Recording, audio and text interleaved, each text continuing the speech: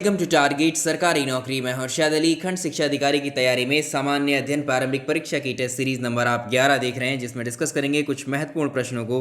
Video को आपसे request like कर दीजिए और आज का पहला सवाल देखिए। निम्नलिखित वायु प्रदूषकों यानी एयर पॉल्यूटेंट्स में से किसकी हीमोग्लोबिन से संयोजन क्षमता ऑक्सीजन की तुलना में अधिक होती है? अगर हम बात करें वायु प्रदूषकों की, एयर पॉल्यूटेंट्स की, तो इसमें जो कार्बन मोनोऑक्साइड है, जिसे आप CO कहते हैं, कार्बन मोनोऑक्साइड की संयोजन क्षमता ऑक्सीजन की अपेक्षा 300 गुना ज़्यादा होती है। याद रखेंगे इसको। तो इसमें जो कार्बन मोनोऑक्साइड है, ऑक्सीजन की अपेक्षा ये हीमोग्लोबिन में ज़्यादा जल्दी घुल जाता है। और इसमें अगर हम बात करें संयोजन क्षमता की, तो ऑक्सीजन की अपेक्षा 300 गुना अधिक संयोजन क्षमता होने के कारण इसकी कम मात्रा भी हमारे लिए या मनुष्य में सांस लेने की समस्या पैदा कर देती है, जिसकी वजह से मृत्यु भी हो सकती है। तो कार्बन मोनोऑक्साइड गैस से जो गैस होती है, ये हवा से जो है भारी होती है और पानी में ये अघुलनशील होती है। और अगर हम इसकी बात करें तो सभी प्रदूषकों में ये 50% भाग का प्रतिनिधित्व करती है। जितने भी एयर पॉल्यूटेंट्स हैं उसमें इसका 50% कॉन्ट्रीब्यूशन होता है। और इसका नाम दम घोटू, अगर आपसे पूछे कि इनमें से कौन सी गैस दम घोटू है, तो दम घोटू गैस भी हम किसको बोलते हैं? कार्बन मोनोऑक्साइड को ही बोलते हैं। ऑप्शन सी सही आंसर। नेक्स्ट सवाल देखिए। सवाल नंबर अगला देखिए। जैव विविधता यानी बायोडाइवर्सिटी के कम होने के निम्नलिखित में से कौन से कारण उत्तरदायी हैं? बायोडाइवर्सिटी या फिर हम कहें जैव विविधता किसी भी स्थान पर पाए जाने वाले पेड़ पौधे और जीव जंतुओं की सभी प्रकार की प्रजातियों से इसका संबंध होता है। ठीक है। अगर जलवायु परिवर्तन होता है, क्लाइमेट चेंज होता है, या पॉल्यूशन का स्तर बढ़ता है, या आवासों का जो प्राकृतिक आवास होते हैं जीव जंतुओं के, जानवरों के या फिर पेड़ पौधों के, या फिर विदेशी प्रजातियों का प्रवेश अगर हो जाता है उनके प्राकृतिक आवास में, इस कारण से बहुत सारी प्रजातियां विलुप्त हो जाती हैं। और जिससे जब ये चीज़ें या फिर ये पेड़ पौधे या फिर जीव जंतु कम होंगे, तो इसका मतलब वहाँ जो डाइवर्सिटी है, जैव विविधता है, यानी हर तरह के सभी तरह के पेड़ पौधों की जो जैव विविधता या अधिकता है वो खत्म होने लगेगी, यानी जैव विविधता का ह्रास होने लगेगा, जैव विविधता का लॉस होने लगेगा उस जगह पे। इसके अलावा जो वन्य जीवों में अवैध शिकार करते हैं, जो स्थानांतरित कृषि करते हैं, और जो प्राकृतिक कारक भी जैसे बाढ़, भूकंप वगैरह हैं, ये भी जैव विविधता को कम करने के लिए, जैव विविधता में ह्रास करने के लिए उत्तरदायी माने जाते हैं। तो जलवायु परिवर्तन, प्राकृतिक आवासों का विनाश, विदेशी प्रजातियों का प्रवेश, ये सब जो हैं जैव विविधता, बायोडाइवर्सिटी को कम करने में उत्तरदायी साबित होते हैं। ऑप्शन डी सही आंसर। नेक्स्ट देखेंगे हम अपना सवाल। सवाल नंबर नेक्स्ट देखिए। भारत में जैव विविधता संरक्षण अधिनियम, बायोडाइवर्सिटी कंजर्वेशन एक्ट किस वर्ष पारित किया गया था? बहुत इंपॉर्टेंट सवाल है, ये आप जानते हैं। भारत में जैव विविधता संरक्षण अधिनियम साल 2002 में इसको पारित किया गया था। तो भारत ने इसका आंसर हो जाएगा सी। नेक्स्ट देखिए। सवाल नंबर अगला देखेंगे। पौधे अपनी जड़ों द्वारा फास्फोरस किस रूप में ग्रहण करते हैं? पौधे अपनी जड़ों के द्वारा फास्फोरस को, जो न्यूट्रिएंट्स है पौधों के लिए, वो किस रूप में ग्रहण करते हैं? तो पौधे अपनी जड़ों के द्वारा जो मिट्टी होती है, सॉइल से, फास्फोरस को ऑर्थोफॉस्फेट के रूप में जो है इसको ग्रहण करते हैं। ऑर्थोफॉस्फेट, ऑप्शन बी बिल्कुल सही आंसर रहेगा। अगर आपसे पूछे पौधे अपनी जड़ों द्वारा जो नाइट्रोजन है, नाइट्रोजन को किस रूप में ग्रहण करते हैं? नाइट्रोजन के लिए होगा आंसर नाइट्रेट। तो इसके लिए, फॉस्फोरस के लिए ऑर्थोफॉस्फेट। नेक्स्ट सवाल की तरफ चलेंगे अपने। सवाल नंबर नेक्स्ट देखेंगे। एशियाई सिंगों का घर, एशियाई सिंगों का घर किस अभ्यारण्य को कहा जाता है? इस क्वेश्चन को हमने कई तरह से अलग अलग जो फ्रेम में इसको क्वेश्चन को पूछा गया, डिस्कस कर चुके हैं ऑलरेडी। इसका आंसर आप आसानी से कर सकते हैं। एशियाई सिंगों का घर जो टाइटल दिया जाता है वो गिर अभ्यारण्य को दिया जाता है, गिर अभ्यारण्य को दिया जाता है। और ये गिर अभ्यारण्य जो है साल 1973 में इसको नेशनल पार्क घोषित किया गया था। ये कहाँ पर है गिर अभ्यारण्य या गिर नेशनल पार्क? ये गुजरात में स्थित है, याद रखेंगे। और ये एशियाई सिंगों का भारत में एकमात्र क्या है? बसेरा है, उनका प्राकृतिक आवास है इनका। और अगर हम बात करें किसकी, काजीरंगा नेशनल पार्क की या काजीरंगा अभ्यारण्य की, काजीरंगा और मानस, इनकी लोकेशन आपसे पूछता है ये लोकेशन कहाँ पर है, तो ये काजीरंगा और मानस ये असम में है। असम में ही दोनों नेशनल पार्क। और अगर पेरियार की बात करें तो पेरियार आप बता सकते हैं ये केरल में है।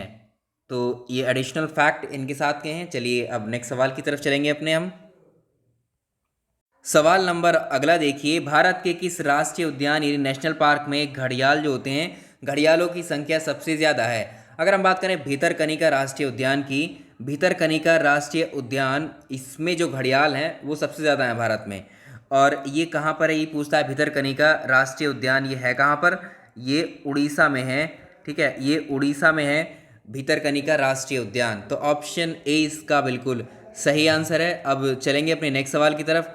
अगर आपसे पूछे कि इसमें अलग अलग लोकेशन भी पूछ लेता है, ठीक है, कई कई अभ्यारण्य की, जो हम आपको पहले ही करवा चुके हैं, उनको एक बार रिवाइज ज़रूर कीजिएगा। नेक्स्ट देखिए, सवाल नंबर अगला देखेंगे, सूची 1 को सूची 2 से सुमेलित करना है, नीचे दिए कोड की सहायता से उत्तर का चुनाव करना है। इधर दिवस दिए हुए हैं और ये कौन सा दिवस किस तिथि को सेलिब्रेट किया जाता है।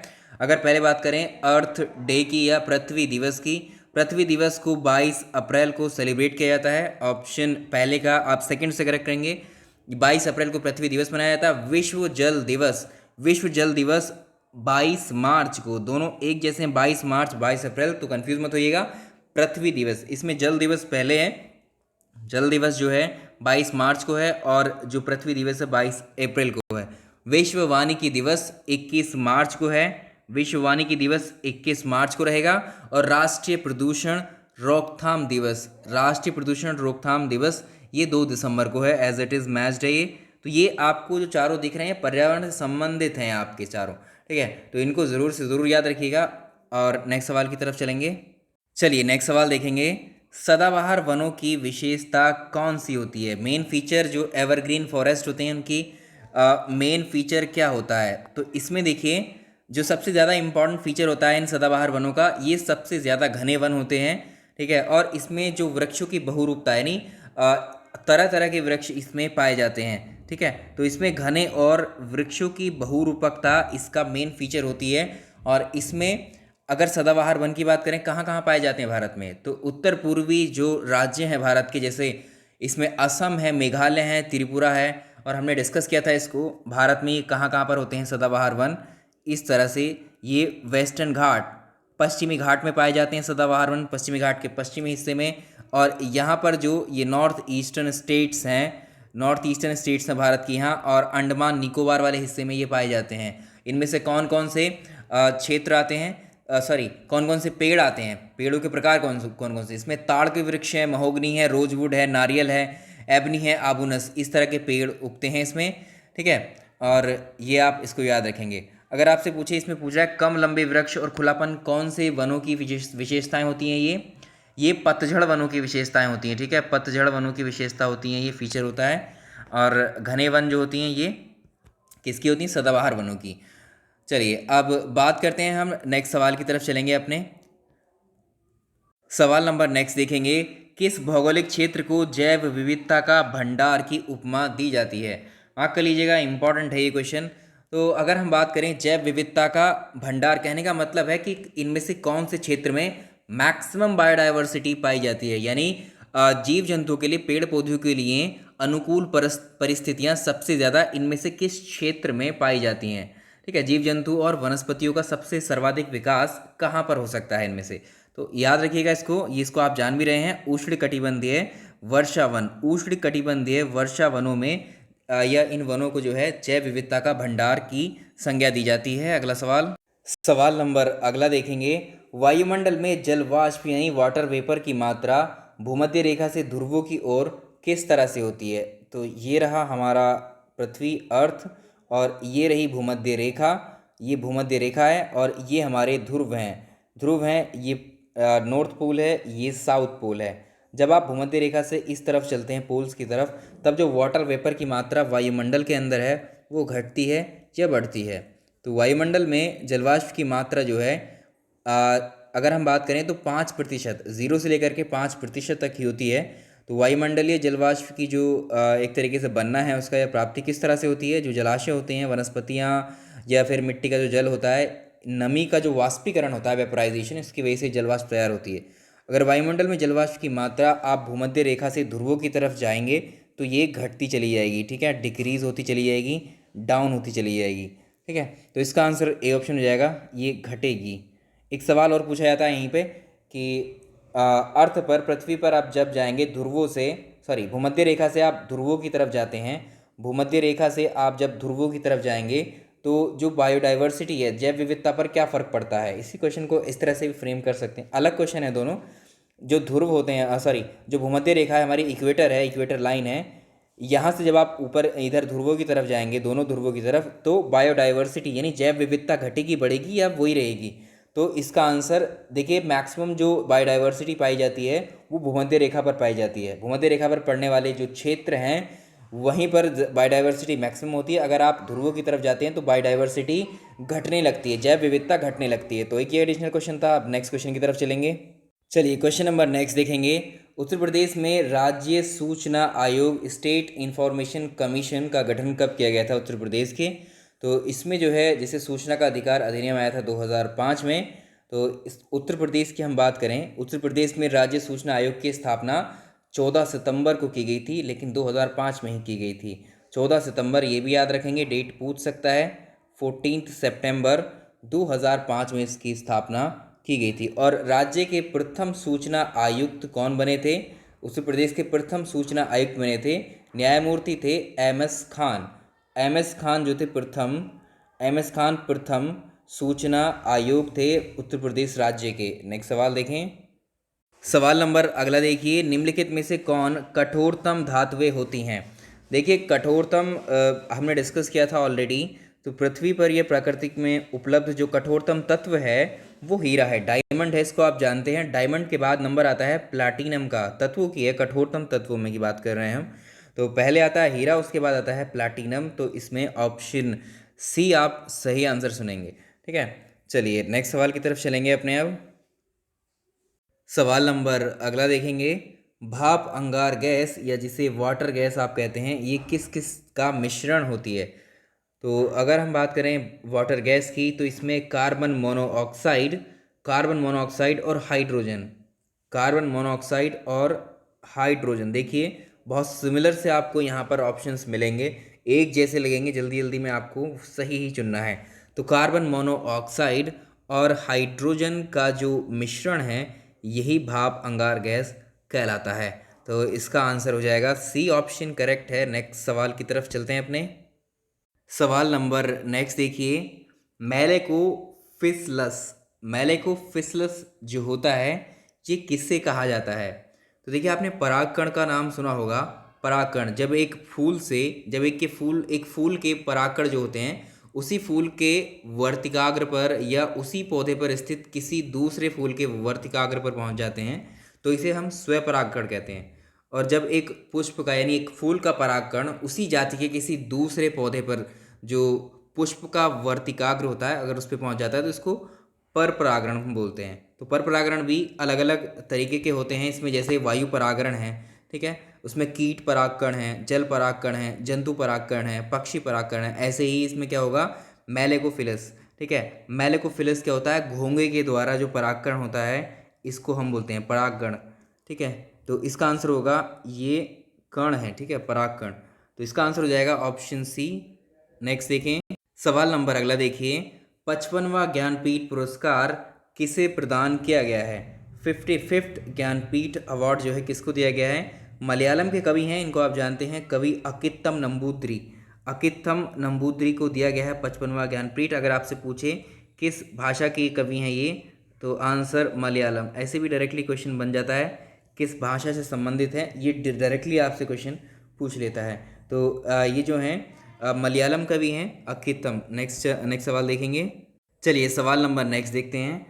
14वां 14th पुरुष हॉकी विश्व कप किस देश में आयोजित किया गया था? ये साल 2018 में जो था 14th विश्व कप, विश्व हॉकी का जो हॉकी वर्ल्ड कप था, 14th men's hockey world cup जो था, इसका आयोजन कहाँ पर किया गया था? ये इसका 14वां संस्करण था। ये हुआ था भुवनेश्वर में, उड़ीसा में, यानी भारत में। ऑप्शन सी करेक्ट आंसर है इसका। और फाइनल में बेल्जियम ने इसको जीता था। बेल्जियम ने जो है नीदरलैंड को 3-2 से हराकर ये जो है पहली बार विजेता बनी थी बेल्जियम।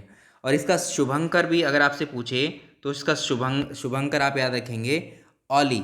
ठीक है, ऑली मतलब ऑलिव रिडले जो कछुआ है, इसके संरक्षण के प्रति जागरूकता का प्रसार करने के लिए इसको चुना गया था। तो ऑली इसका अगर आपसे पूछे ओली, इसका क्या था, शुभंकर था, ठीक है। ऑलिव रिडले जो है कछुआ है, इसके संरक्षण को, इसको बढ़ावा देने के लिए, जागरूकता बढ़ाने के लिए इसका थीम ये इस तरह का बनाया गया था। अब अगर आपसे पूछे कि अगला जो 15वां हॉकी विश्व कप होगा वो कहाँ पर होगा, 15वां हॉकी विश्व कप, वो भी पुरुष वाला, मेंस वाला, ये भी आपसे पूछ सकता है, क्योंकि अगला है, अगले इवेंट में पूछ लेता है आपसे। तो इसमें जो इसके बाद जो भारत को जो है अगले वाली जो विश्व कप है 2023 में होगा इसका, 2023 का जो पुरुष हॉकी विश्व कप है, 15वां हॉकी विश्व कप, इसको जो है भारत में ही आयोजित किया जाएगा। मेजबानी इसकी भारत को सौंपी गई है। तो इसका आंसर हो जाएगा इंडिया। अगले इवेंट के लिए इंडिया ही है, और ये 18 में जो हुआ था ये भी, इसमें भी इंडिया ही है। नेक्स्ट चलिए सवाल नंबर अगला देखिए, इम्पॉर्टेंट है। जलवायु जोखिम सूचकांक, या इसको हम बोलते हैं वैश्विक जलवायु जोखिम सूचकांक में भारत को कौन सा स्थान मिला है 2019 में। देखिए 2019 वाली सूचकांक में भारत 14th प्लेस पर था, 14वां स्थान था। और अगर आपसे पूछे 2020, अगर इसको कर दें यहाँ पर लेटेस्ट वाला जलवायु जोखिम सूचकांक 2020 में भारत की रैंकिंग क्या थी। अगर इसको पूछे जलवायु जोखिम सूचकांक को जो है कौन जारी करता है, तो जर्मन वॉच नाम की एक संस्था है, जर्मन वॉच के द्वारा ये जो है जारी की जाती है। ग्लोबल क्लाइमेट रिस्क इंडेक्स बोलते हैं इसको, ग्लोबल क्लाइमेट रिस्क इंडेक्स। इसमें इस वाली सूचकांक ये जो 2020 की है, ये 15वां संस्करण है इसका। ये सूचकांक बताता है कि मौसम की वजह से जैसे मौसमी घटनाएं होती हैं, जिसमें तूफान है, बाढ़ है, बारिश है, गर्मी है, इनकी वजह से कौन सा देश सबसे ज़्यादा प्रभावित हुआ है या कितना नुकसान हुआ है इन क्लाइमेट चेंज की वजह से। तो इसमें भारत को जो स्थान मिला है 2020 में, भारत की 5वीं पोजीशन है, 5th रैंक है भारत की, याद रखेंगे। जबकि 2019 में ये कितनी थी, 14th रैंक थी। तो दोनों को याद रखिएगा, कोई सा भी पूछ सकता है एग्जाम में आपसे। चलिए सब रैंकिंग करवाई हुई है आपको। नेक्स्ट देखेंगे, सवाल नंबर अगला है, इम्पॉर्टेंट है बहुत। देखिए इसमें क्या है, हाल ही में world steel association WSA, world steel association के द्वारा जारी रिपोर्ट में विश्व में भारत का इस्पात यानी कि स्टील के प्रोडक्शन में भारत को कौन सा स्थान मिला है। याद रखिएगा, इंपॉर्टेंट है, ये पूरी लिस्ट आई है इसमें जो है भारत की रैंकिंग है सेकंड जो है भारत को मिला है इसमें। अगर आप फर्स्ट की बात करें, पहला स्थान इसमें किसको मिला है, चीन यहाँ नंबर 1 है स्टील प्रोडक्शन, इस्पात के प्रोडक्शन में, ठीक है। और तीसरे नंबर पे देखिए, तीसरे नंबर पे आ जाएगा जापान। तो ये रैंकिंग आप याद रख सकते हैं। चौथे पर आ जाएगा USA यानी संयुक्त राज्य अमेरिका। ठीक, इस तरह से आपको ये याद रखने हैं। 3 से शुरुआत के 3 से 4 तो आप याद ही रखेंगे। ये रिपोर्ट कौन सी है, कौन से वर्ष की है, 2019 की रिपोर्ट है ये। तो नेक्स्ट सवाल की तरफ चलते हैं अपने। इसमें फर्स्ट स्थान पे चाइना है, दूसरे स्थान पर भारत है, तीसरे पर जापान है। तो दोनों हैं, इनको याद रखिएगा, इंपॉर्टेंट है, पहला भी इंपॉर्टेंट है। अगला सवाल देखें, एक सवाल एडिशनल और देख लीजिए। वर्ल्ड स्टील एसोसिएशन का हेडक्वार्टर अगर आपसे पूछ ले तो ये भी आपको पता होना चाहिए। तो इसका हेडक्वार्टर कहाँ पर है, ब्रुसेल्स में है। ब्रुसेल्स कहाँ पर है, ये बेल्जियम में है। तो इसके हेडक्वार्टर को भी आप याद रखेंगे, बेल्जियम। और इसमें भारत की रैंकिंग सेकेंड है। नेक्स्ट देखें, चलिए सवाल नंबर अगला देखिए। अंतर्राष्ट्रीय बौद्धिक संपदा सूचकांक 2019 के संदर्भ में निम्नलिखित कथनों पर विचार कीजिए। ग्लोबल इंटेलेक्चुअल प्रॉपर्टी इंडेक्स 2019 के संदर्भ में विचार कीजिए। इस वर्ष भारत का स्थान 2019 में 44वीं रैंक थी इसमें। तो इसमें अगर आप बात करें, 44वीं रैंक 2019 में नहीं थी, ये 2018 में थी। अगर हम बात करें 2019 में, इसमें भारत की रैंक 36 थी, ठीक है। तो इसमें पहला स्टेटमेंट तो हो जाता है बिल्कुल गलत। तो 2019 में कुल 50 देशों में भारत का स्थान 36वां था इसमें, तो पहला स्टेटमेंट गलत हो जाता है। इस वर्ष इसका शीर्षक की बात कर रहा है, ठीक है। इसका शीर्षक था इंस्पायरिंग टुमारो, ये ठीक है। अगर आप बात करें 2019 में कुल 51 देशों को शामिल किया गया था। 2019 में 51 नहीं, जबकि 50 देशों को शामिल किया गया था। तो दूसरा भी गलत है। इस हिसाब से तो इसका केवल 2 ही सही हो जाता है, ठीक है। ये 2019 की रैंकिंग हो गई। इसी वाली में अगर आपसे पूछे वर्ल्ड इंटेलेक्चुअल